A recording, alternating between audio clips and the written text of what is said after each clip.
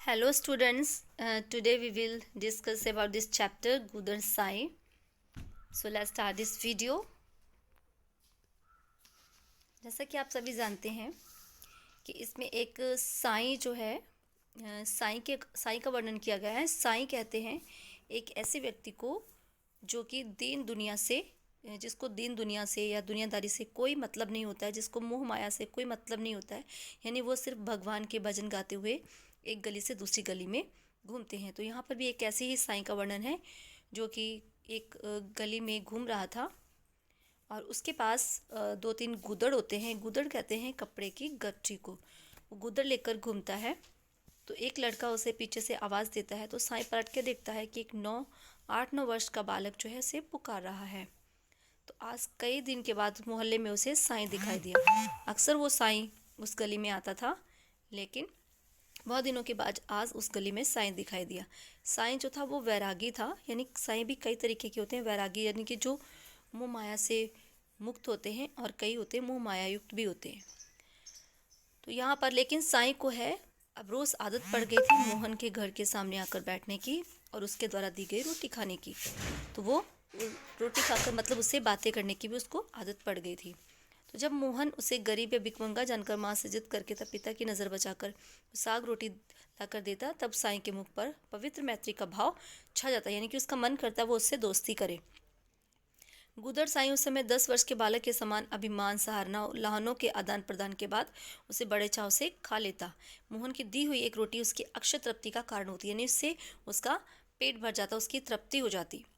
तो एक दिन मोहन के पिता ने साईं के साथ देख लिया तो उसे बहुत ज़्यादा डांटा, क्योंकि वो पाश्चात्य शिक्षा एवं सभ्यता के रंग में रंगे हुए थे।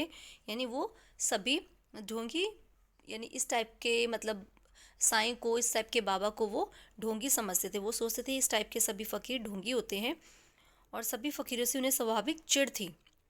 इसलिए उन्होंने मोहन को बहुत डांटा और ऐसे लोगों से दूर रहने के लिए कहा।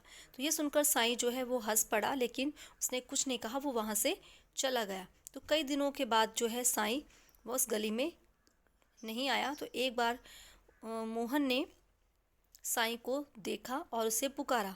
तो मोहन ने उससे पूछा, तुम आजकल आते क्यों नहीं? तो उसने कहा, तुम्हारे बाबा बिगड़ते हैं इसलिए मैं नहीं आता। तो उसने कहा, तुम आकर रोटी ले जाया करो, भूख नहीं लगती क्या? साईं ने बोला, अच्छा कल ज़रूर। मोहन ने कहा, अच्छा कल ज़रूर आना, भूलना मत। इतने में एक अन्य लड़का जो था वो साईं का गुदड़ लेकर भाग गया। तो साईं भी उसके पीछे गुदड़ लेने के लिए भागे। तो मोहन देखता रहा। साईं आंखों से ओझल हो गया। चौराहे तक दौड़ते दौड़ते साईं को ठोकर लगी और वो गिर पड़े, उसके सर में चोट लगी। साईं को खिजाने के लिए लड़का उसका गुदड़ लेकर भागा था। वो डर कर ठिठक गया।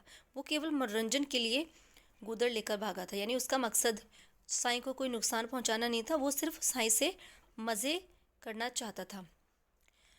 दूसरी ओर मोहन के पिता ने जब देखा तो उसने उस लड़के को पकड़ा और उसके चपत लगाई, यानी थप्पड़ लगाया। उस समय साईं अपना दुख भूलकर उस बच्चे को बचाने लगे और कहने लगे, मत मारो मत मारो, बच्चे को कहीं चोट लग जाएगी।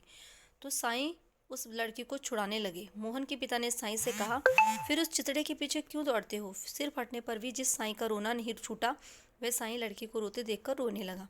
उसने मोहन के पिता से कहा, मेरे पास दूसरी कौन वस्तु है जिसे देखकर इन राम स्वरूप भगवान को प्रसन्न करता? साईं जो थे उन बालकों को राम स्वरूप यानी भगवान का अंश मानते थे।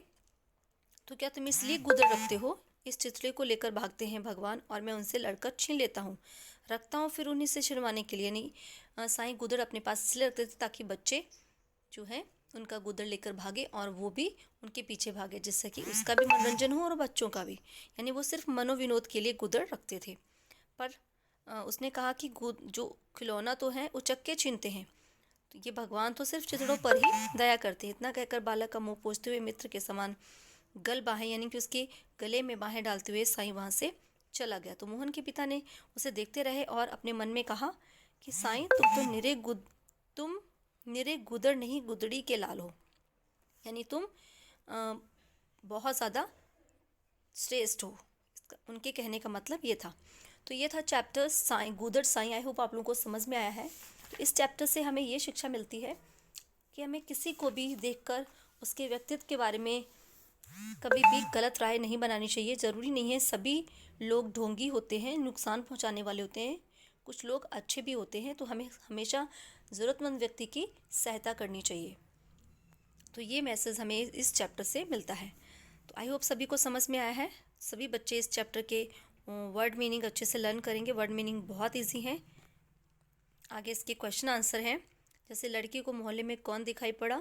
लड़की को मोहल्ले में साईं दिखाई पड़ा। साईं मोहन के घर के सामने किस चीज़ पर और क्यों बैठता था? साईं मोहन के घर के सामने गूदड़ लेकर और उसे बातें करने के लिए बैठता था। साईं की तृप्ति का कारण क्या था? साईं की तृप्ति का कारण मोहन की दी हुई एक रोटी थी। अन लड़का साईं का गूदड़ लेकर क्यों भागा? अन लड़का साईं का गूदड़ सिर्फ मनोरंजन के लिए लेकर भागा था। तो आगे है किसने कहा, किससे कहा? तुम आजकल आते नहीं। तो ये मोहन ने साईं से कहा था। वह इस प्रकार के लोगों से दूर रहता था, उनसे कभी बात ना करे। ये मोहन के पिता ने मोहन से कहा था। मत मारो मत मारो, बच्चे को कहीं चोट लग जाएगी, ये साईं ने मोहन के पिता से कहा था। तो गूदड़ साईं तुम निरे गूदड़ नहीं गुदड़ी के लालो, ये मोहन के पिता ने स्वयं से कहा था। जब साईं चला गया था तो उसने मन में ये बात कही थी। आगे सही गलत है।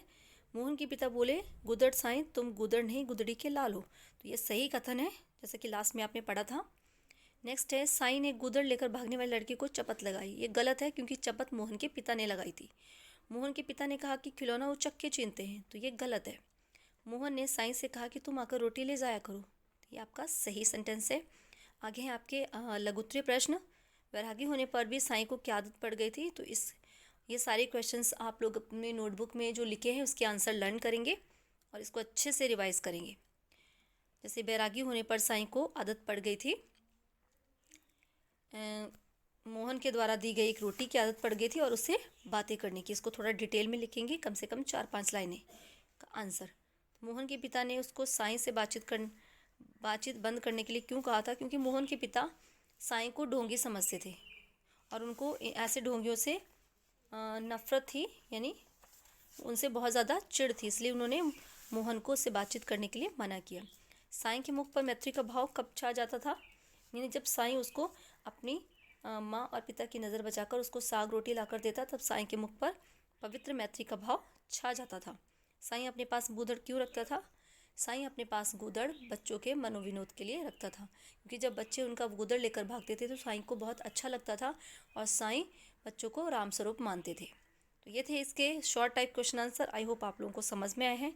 सभी बच्चे एक्सरसाइज अच्छे से लर्न करेंगे, रिवाइज करेंगे। So thank you and have a nice day.